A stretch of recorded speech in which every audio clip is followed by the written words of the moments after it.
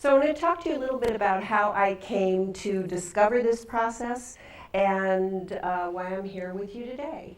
About 6 years ago, I had a really thriving psychotherapy practice, which I'd had for like 20 years. No, not quite, 18 years. And all of a sudden, funny things started to happen. Like I was having difficulty concentrating, and I was feeling burnt out. I just didn't know if I wanted to continue doing what I was doing, and I was really, God, it was awful. I was so confused. And so it was all I could think about. It was the weirdest thing. And I went to this conference, and this life coach was speaking. And he talked about the process that he goes through with people and what life coaching is. And I thought, I think I need him. So I called him up and I hired him because I needed to figure out what I was going to do next and what was wrong. And you know what? It was a fantastic journey. What he talked to me about and what we did together was something that so inspired me. And I realized, life coaching, psychotherapy, not too far off, really. And so I thought, well, I probably have some of the tools that would, be good for me to do this. And so we discussed that, and he told me where he went to school, and I went there, and I got my certificate. And then I still didn't know what I wanted to do. But one of the classes, some of the classes that you take these days in almost any postgraduate program have teleclasses. And so I was doing this teleclass that was called niche marketing, and I was the only one in the class that didn't have a niche. And I was so upset. I was like, I don't have a niche. And every week they would ask me, Marcia, do you have your niche? It was like a joke.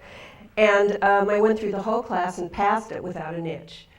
So after the class was over, I sat down with the materials and I was looking at them, and I realized something. I realized that there was enough material there for me to figure out my niche. So I put together this process. And this process, I'm happy to say, has given me a niche. It is to teach this process and to work with people on it, including psychotherapists who, well, I'll get to that. I know that's coming. So that was my discovery, and now I'm like on fire with it, and I really want to give it away.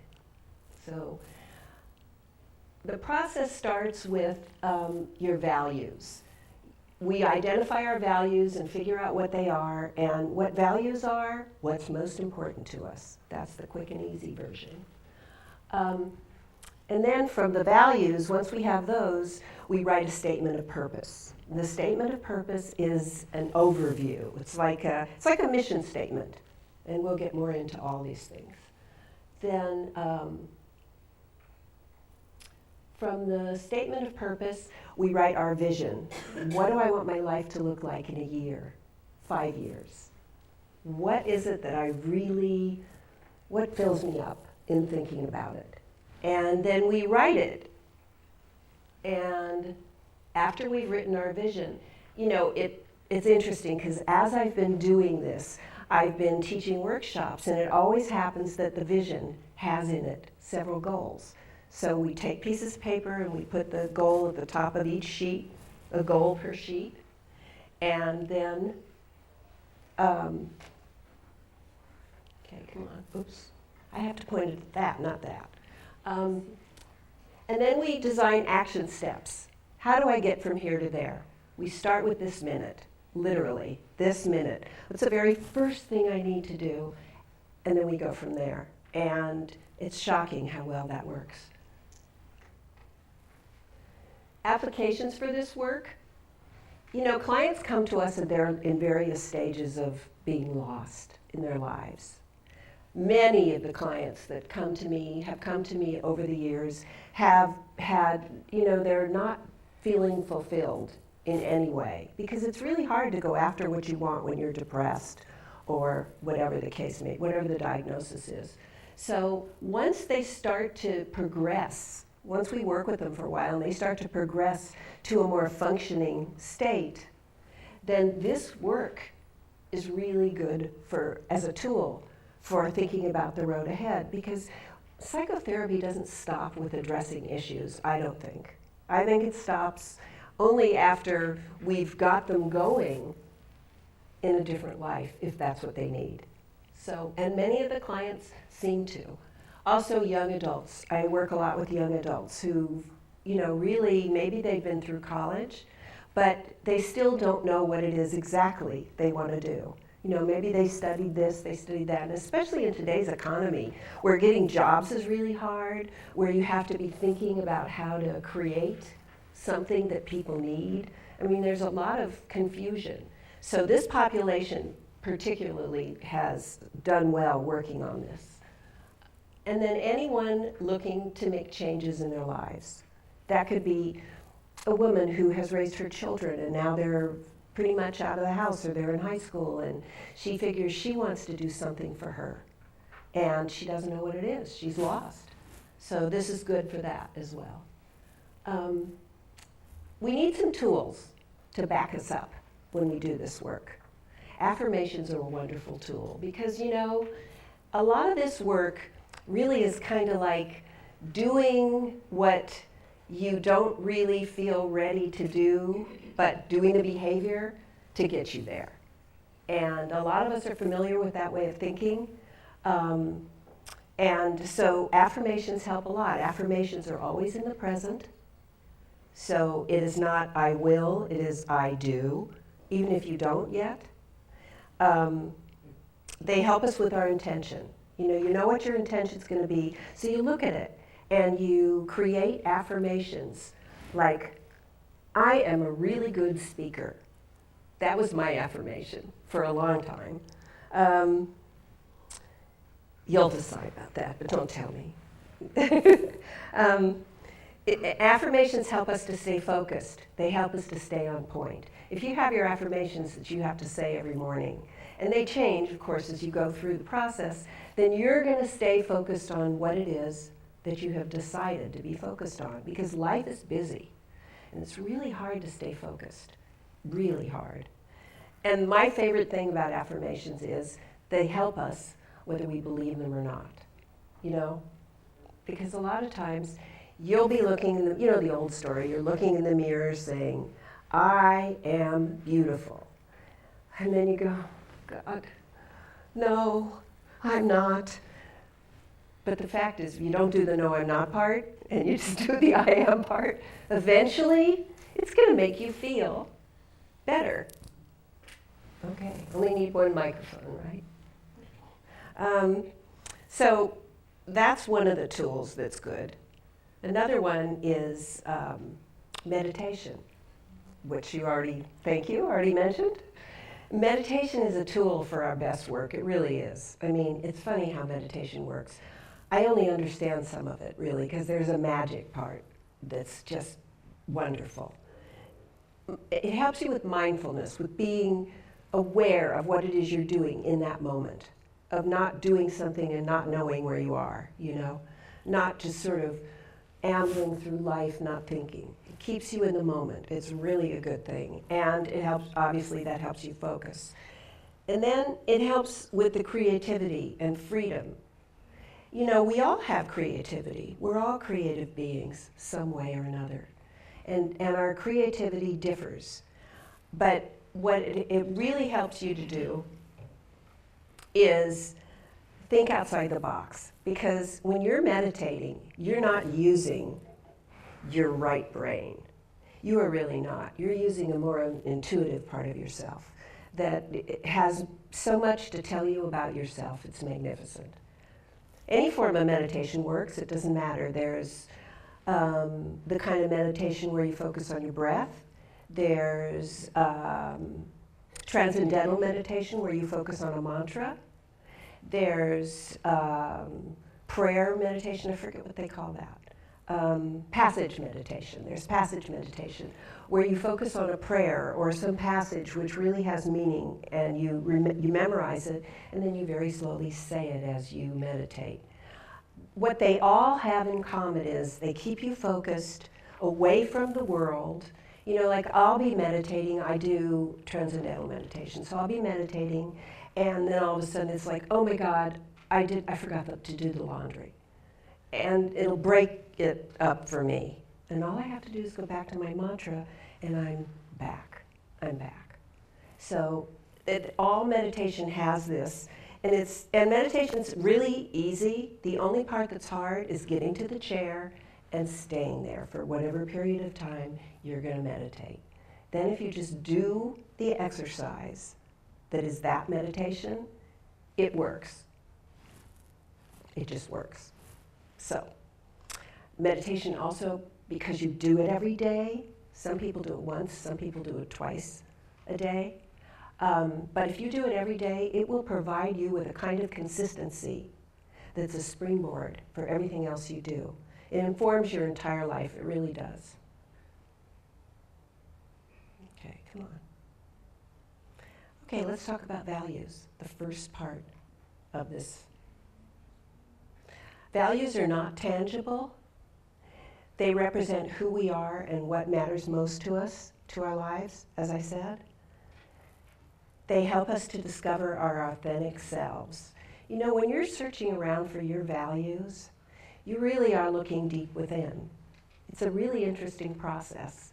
If you don't, because you're so busy in life and you're doing everything you have to do and everything, that looking deep within is not something we get to do every day usually, unless we meditate. Then we do get help with it. Okay. Come on, you. It's the beginning of creating a map to get to a more fulfilling life. That's what the values are here. They're the beginning of all of that. With, of course, the affirmations and the meditation as our tools. All this is really empowering and it's really motivating. I love what I do. Obviously, I've solved my burnout problem, and it's really because of this stuff. Values do change as we change. So if you do this process, you will need to upgrade it in future. So first of all, your vision will come true to whatever degree it does. Then you'll need to write your next vision. So this is good. It's ongoing. Okay, usually when I'm doing this work, I have people pair up. We choose values as a group. But what I'd like to ask you to do is just to think right now of one value that's important to you and shout it out. Yes? Honesty. How many people share that, actually, as a value? I do. I think it's important. What else? Anyone else? Integrity. Yeah, you betcha. Anybody else? Loyalty. Right? Good. Kindness. Love, humor, health. Spirituality. Good. So there's a few. That gives you an idea of what we're talking about when we're talking about values. And when I do this work with like a workshop, what I do, or a longer talk, what I do is pass out a list that has like a gazillion values on it. It almost is redundant. It has so many values on it because for years as I've been running workshops, every time that somebody picks out a value that wasn't on my list, I added it to the list. So it's it's grown over time. And people pair up after we as a group have chosen like 15 values or something, then people pair up and choose each of them, their 4 biggies. If you don't think that's hard, it's hard. But really it gets you down to what the nitty-gritty of you is all about at this point in your life. So it's a valuable resource. And then as a group, we share the results. And people get to borrow from each other. If you hear a value stated that, oh yeah, right, why didn't I think of that? That's really important to me. Then you get to cheat and you get to use it. So we have that agreement when we start the workshop. And then we share how it makes us feel. You know, when I first did this with my coach, I I really felt proud of myself. Because where I come from, I didn't used to have values, and I'll tell you more about that later, or at least I wasn't aware of them. And I felt really good about myself because my values, I looked at them and I thought they were important, and they were valuable, and they were, made me proud. So, as you do this work and you start to feel proud of yourself, that's going to do a lot to raise self-esteem. I mean, it's just, you can see how this builds. This is just one of my favorite quotes. Purpose is the most important quality for every life to possess. Experientially, consciously, and with words, it tells us most what we want to be about. How many people, think about it, go through life and never, ever get a life purpose? Get a personal mission statement for themselves, something that they can carry, that they can live up to, something that can make them feel good about themselves. This is such a good thing. Okay, more about purpose. It's a personal mission statement, as I said. It's a big picture. Just like a mission statement, how many of you know all about mission statements or have seen them, read them, A few of you? Okay. This is a personal mission statement, and it's a big picture, and I'll give you some examples coming up. Purpose evolves and changes as we do. I jumped ahead because I've already said that. It's an inside job. It really comes from deep within us to create meaning in our lives. And it is man's search for meaning, and woman's, people's search for meaning. They need to rename that book. It's really important. It's important to feel fulfilled. It's important to feel like you matter to the universe, like you're giving back. These things are important, and they need to all be in your mission statement. Otherwise, you're making it too narrow, and you're making it all about you, and those don't work so well. They don't work nearly as well as the bigger pictures. It's spiritual, bigger than we are, and we could be part of the world and safe in it.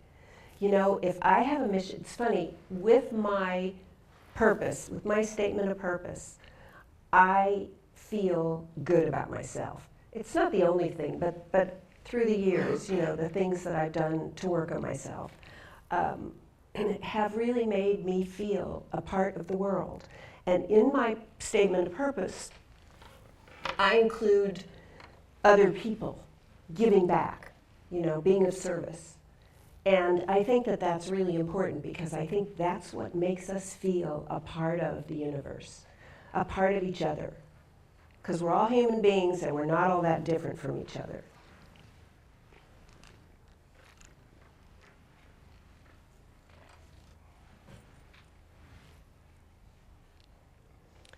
Okay, I'm going to talk to you about my personal evolution with purpose.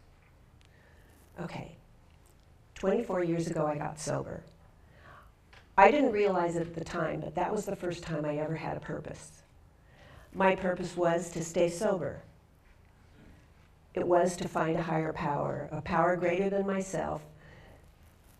It makes an amazing difference in a person. And that we're not talking necessarily about God here.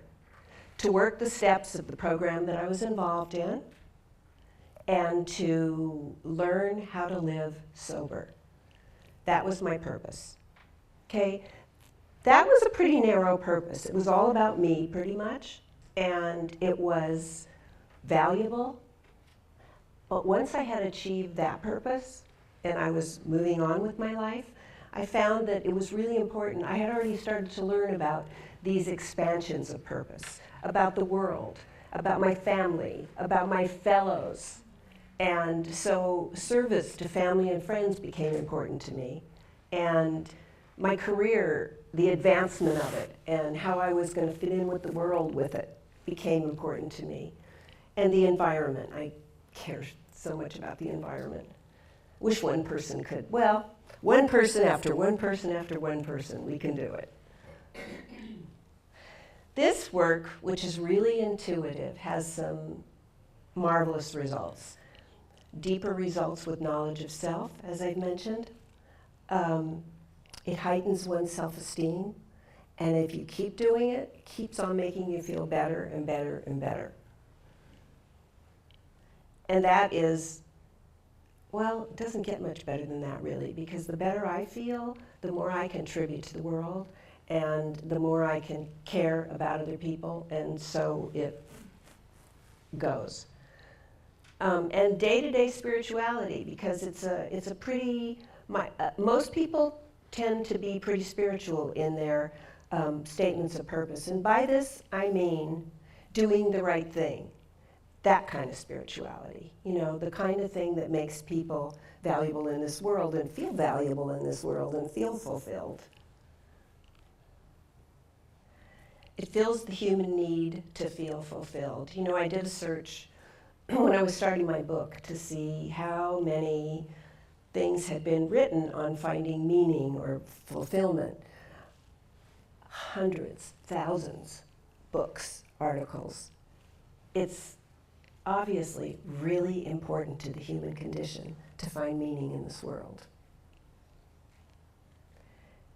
And so it does inform one's entire life. And it helps guard against self-will. How it does that is, if my statement of purpose has other people in it, if my statement of purpose has the environment, the family, friends, service, community, then my own self-will has to be put aside a little bit for working with others. And it really is valuable. And if your statement of purpose doesn't have that in it, then take a look at it. It needs to. It helps create patience. You know, I used to be really impatient. I'd have a goal, and I would want to be there today, or yesterday maybe. And what I have learned by doing this is that there's work to do on this. So I'm in the present, I'm doing the work on this. I'm reading my statement of purpose, I'm meditating, I'm doing my little affirmations, and I'm doing the action steps that I have designed with help to do this. And I'm so busy doing that I no longer stand around going, well, when am I going to get this? And I want that now. And it's just one day I realized I'm not like that anymore. I've become more patient through this process.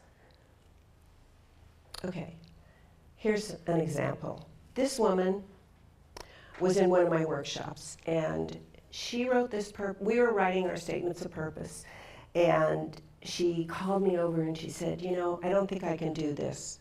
I don't feel, I'm boiling, I have to take off my jacket. She said, I don't feel like I really deserve anything. Because when I was drinking, I had an accident in which I killed somebody in my car. And whew, so the group worked with her, and I worked with her. And you know what she came up with? She came up with she could work with other people that have had this, that have been through this, because there's a lot of other people that have been through this kind of thing, where they've done irreparable harm in their addiction or in their lives. And when she saw that, she started to realize that she had a purpose. This is what she wrote. My purpose for the next year of my life is to trust my inner voice, which I believe is God's will for me. To be able to forgive myself and others so that I will be able to love and be loved in the purest sense, and to never lose sight of humor because it is such a joy to be around positive people. And I think she was referring to the group because the group was really positive with her, and it was one of the best groups. Here's another one. My purpose for the next few years of my life is to continue my spiritual practice, which includes love of family and friends, and to treat all people with compassion and caring, to be of service in my community, and to experience the joy and adventure that comes with humor and good health. So,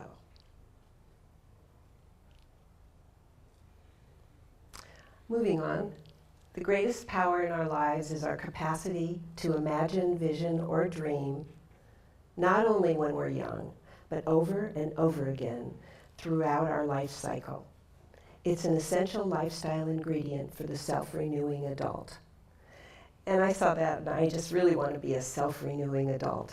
So it appealed to me.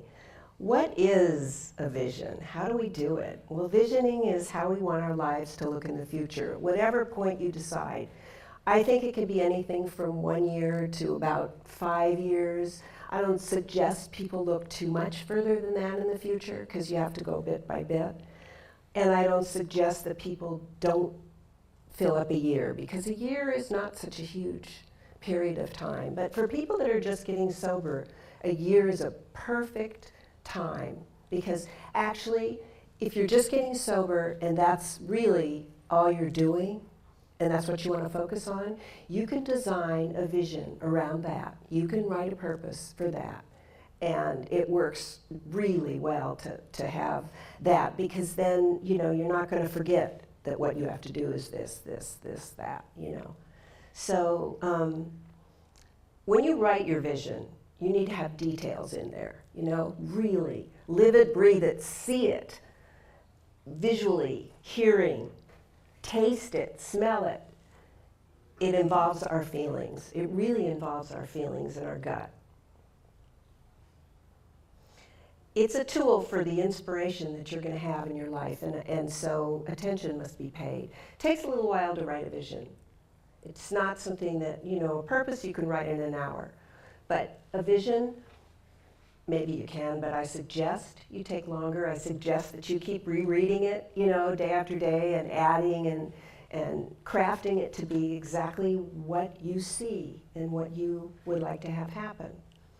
There's some things to know, though. You can do it one day at a time, and that's the way you have to do it. Because if you forget anything, if you do too much at one time, then you're not going to be taking the little steps that it takes to get there. So I just put this in because I like it. The future is a space waiting to be formed into the life we seek. So if you have a life that you're seeking, you want to put this out there. There's something to be said for putting your intention out to the universe. And that's really kind of an important part about this work. So how does it work with powerlessness? Here I am designing my life. Now, does that make me more powerful than my higher power? Does that make me somebody who's controlling the world? I don't think so. I think it's important to remember that as you go along, life is going to be life, and it's going to present itself. So you need to know that what you're doing is footwork, and that's all you're doing. And somebody asked me before we did this, what if your vision, that nobody else wants your vision to work, or I forget exactly how he put it, but you can't sell your vision kind of thing. And maybe your vision's too narrow. Maybe your vision isn't practical. Maybe your vision isn't something you can actually do. These are all things that are important when you're writing your vision. It needs to be something that, today I can't do this, but if I really stretch just as hard as I can, then I will be able to do this. I could see me doing this sometime in the future, So,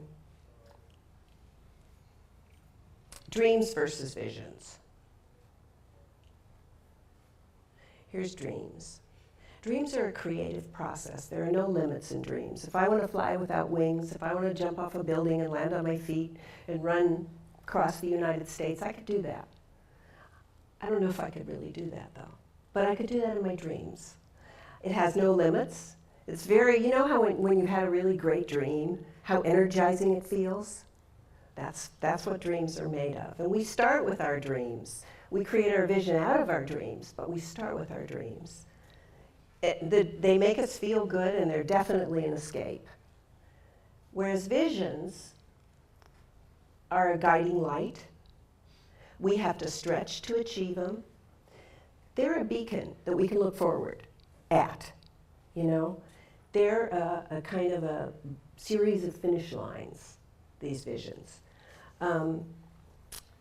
It's our imaginings awake. And it's a conscious evolution towards our goals. So how do you put together your vision? When you're crafting your vision, values and purpose are the foundation, as we've already said.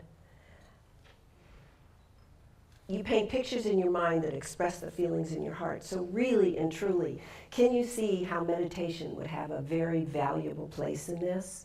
So you sit down to meditate, and you're not giving yourself an assignment as you meditate, but your meditating always has to do with whatever's going on in your life in some way. In some way, your unconscious is going to deliver, you know? So,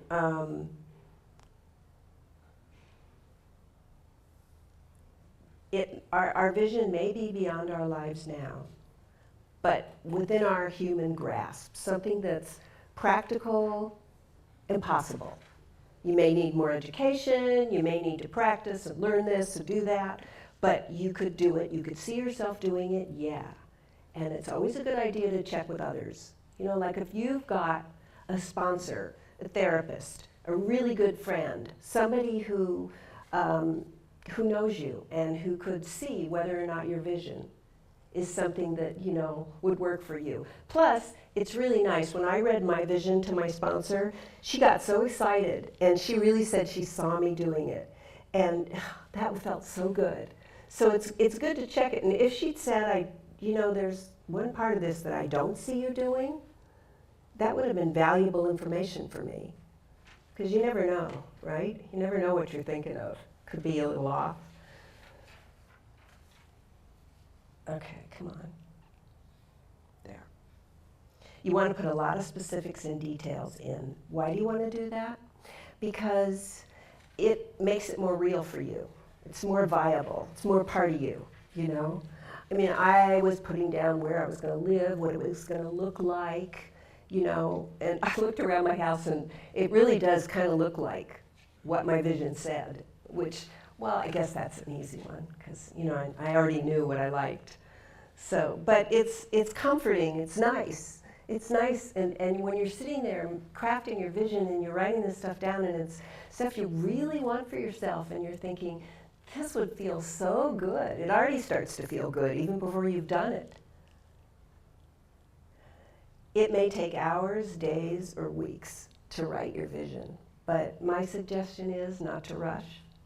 My suggestion is to let it unfold for you and be in a beautiful place when you write it, so that it's kind of freeing and makes it nice to, I wrote mine looking out at my garden, and it was comforting and feeling good to me, so whenever I was taking a little break, I was looking outside, and then I started thinking about how I want my garden to look in this vision. And so I'm working on that. Okay, the benefits of this process. It helps with identifying, obviously, your direction and purpose in life. It helps examining where you are and where you want to go. You know, I think that life is so busy and there's so much to do. Think about it. I mean, you know, between working, making sure you have groceries in your house, raising children, chauffeuring them around, maybe going to meetings if you do that, going to church if you do that, fitness, going to the doctor if you need to. I could go on and on. I mean, there really is just getting your car fixed. Everything has something to do with it. So life is so busy that often people don't stop to examine where they are and where they want to go. And suddenly, you know, I've talked to a lot of people, older people who have come to the point in their lives where they wish they had thought about, you know, stuff more, because then they would have done this and then they would have done that. And so my goal is to have as little of that as possible when that day comes, or when I'm really old, when I can't do it anymore. This work helps you to emerge from limited thinking.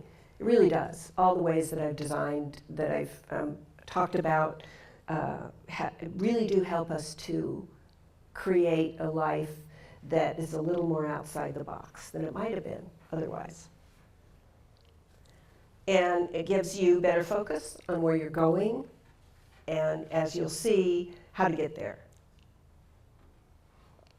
It helps avoid some dissatisfaction because you're so busy working on it that you don't have time to complain. That's what I think.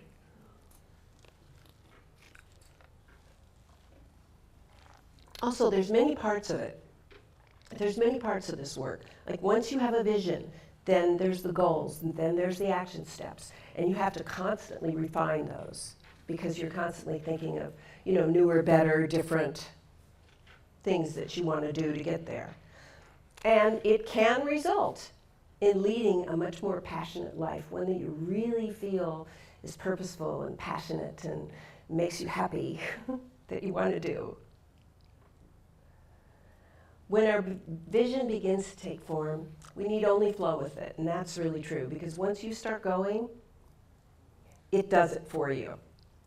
Then our dreams can become a possibility, and we can set goals and action steps which lead us to our vision. Vision is our creative power. Vision is our ability as human beings to want, sense, imagine, and bring new forms, structures, and possibilities in partnership with our lives.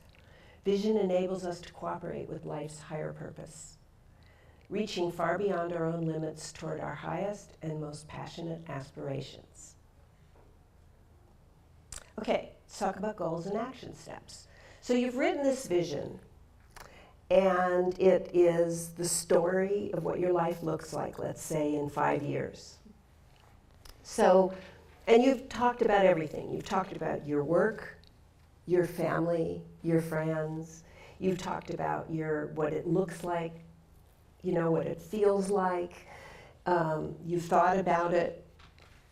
And then you go through, and each time you see a goal, which you'll see many in all the visions that have been written in the workshops that I've done, every single one has at least a few goals in it.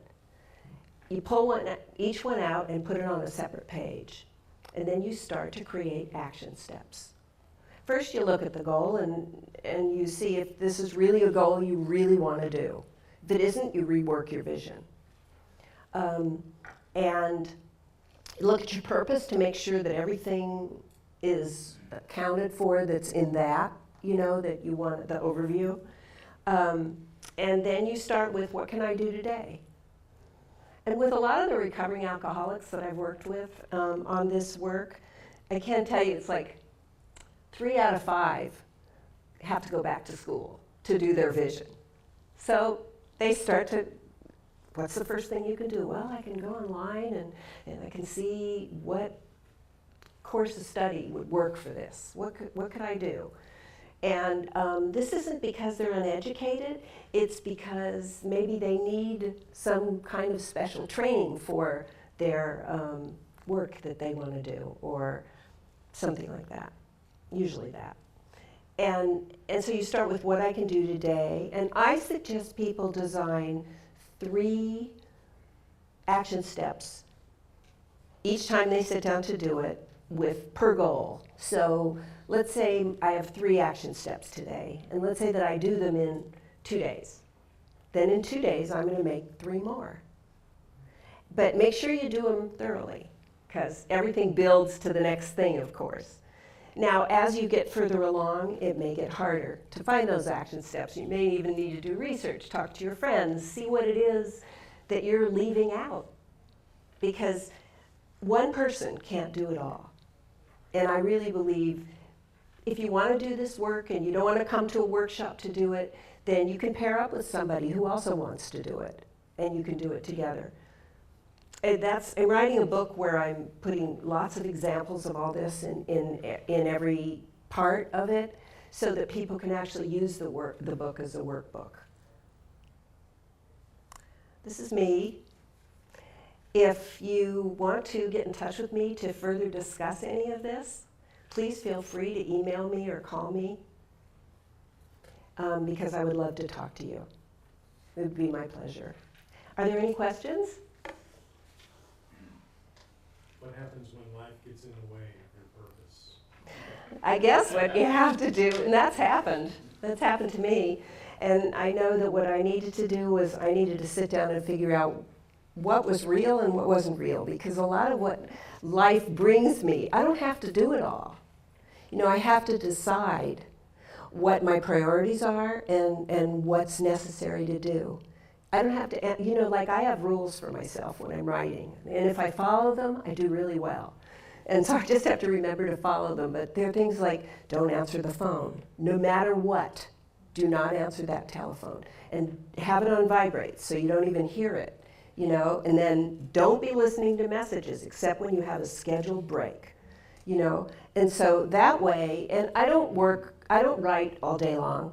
And I have breaks. I mean, I may write throughout the whole day, but I'll take like an hour and I'll listen to messages and I'll email and I'll make phone calls and I'll eat and I'll do everything. I don't eat when I'm writing either. That's another rule. I can drink tea, but I can't eat because it gets in the computer. So that was like something I had, life got in the way that way. But do you hear what I'm saying? It's all about priorities. And life and balance is a very, very difficult thing. It's like riding a bicycle. You really have to learn how to do it. And then, you know, you have to adjust all the time. It's like when you're riding a bike and there's a rut in the road and throws you off balance, then you have to recalibrate and get your balance again. So kind of that's how it's got to be with your priorities and if you take on each day with all this stuff in mind, you get better at it as the days go on. You actually get better at it. More questions? Yeah. How would you apply this basic approach or philosophy in group work, working with chemically dependent people? I have, because I run workshops on this. I spread it out a lot, so it takes a lot more time. And it depends on who I'm working for or if I'm working for myself. If I'm doing it in a treatment center, then the counselors sit in so they can help the clients in between to write their purposes, to understand, to remember. And I also do handouts so that they can, you know, on an article I wrote on purpose and one I wrote on vision and stuff like that, so that they have homework. They have to be ready to do the homework because, you know, if they're not ready to do the homework, they're not ready to do the deal. So, but they will need help, for sure. They will need help. You know, my biggest challenge was I did a workshop in a sober living facility. And you know, sober livings can't say you have to be there. So it was really messy. You know, some people came, some people didn't come. This was my first workshop ever. And ever on this, you know. And so I ended up making a list of agreements that for the next group that I did, that we would all agree to this. So we would agree to come every time. And, you know, I give you 2 times, and if after 2 you don't want to, you don't have to be a part of the group anymore. It's okay, you know. But otherwise, you know. So there have to be certain things to help them because it's not that easy to sit down and focus on all this. Do you have handouts available? There is one in your packet of this slide presentation. And hopefully within the year, there will be a book be written. I'm on the way. Don't Yes. answer the phone. Right. Do you find ever that, I guess in some ways, I think especially like in today's world right now, it's like the economy being horrible and jobs are hard to come by. Do you ever find that maybe sometimes people need to go backwards and just be like, okay, this is my day-to-day life right now. How do I like apply my vision and my values and stuff if I can't necessarily change this right now? Like I'm working at Target right now and I don't really want to be working at Target, but that's what's in front of me right now. Like how do I apply my vision to not what, you know, this isn't exactly where I want to be, but how can I find value and purpose and everything in what I'm doing right now, and sort of like where's the role of just acceptance of this is my scenario right now and how do I find my meaning and purpose within the scenario that at the moment I feel like there's not a lot of meaning and purpose. I love your question. Thank you for asking it. I should probably put that into this talk, but I don't know how long it would be if I kept doing that. But I absolutely believe that if you work for somebody else, you can still find purpose and meaning in what you do. You can be of service to, I don't know, there's a lot of things you could think of, probably better than I, because, you're there and you know what it entails. So one of the things that I would start with is, when you're doing your vision, thinking about what challenges you have there. And then what action steps?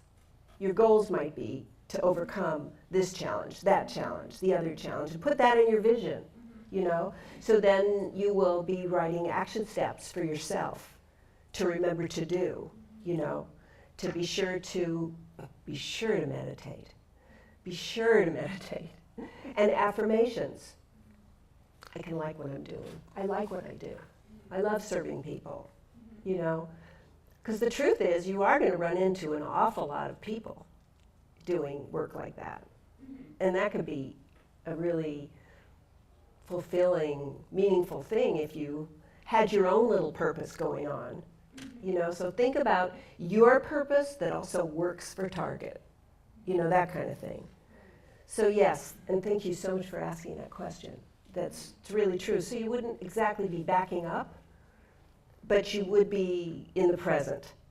So your vision would have to do with your present, and then once you've got all that going, I bet you'll have a clue as to what goes on next. Because one thing I've learned in just living the X amount of years that I've lived is that if I'm okay with today, it's so much easier to have tomorrow be revealed to me. But if I'm struggling with today, then I'm using all my good energy for that. So I love your question. Love to talk to you about that. Anybody else? Okay. I'd just like to thank you for your talk. Thank you.